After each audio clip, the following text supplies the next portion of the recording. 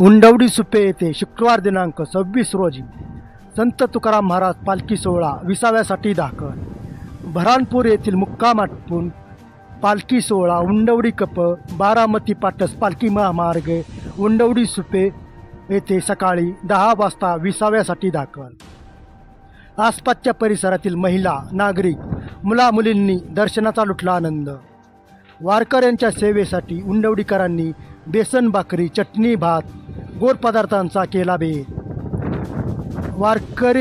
वारकऱ्यांनीही चाखला बेसन भाकरीचा स्वाद. 1 तास विसाव्यानंतर पालखी खराडीवाडी मार्गे मुक्कामासाठी हिंगणीगाडा इकडे रवाना. पालखी सोहळ्यात 410 विणेकरी, 300 संस्थान विद्यार्थी, पालखी पदाधिकारी 50 असे एकूण 1000 ते 1200 वारकरी असल्याची माहिती विणेकरी विजय साबळे राहणार देहू, अनिल रसाळ राहणार पिंपरी, सोमनाथ हरगुडे राहणार केसनन तसेच उद्याचा मुक्काम वरवण येथे असल्याची माहिती देण्यात आली. 24 तास न्यूज उंडवडी सुपी.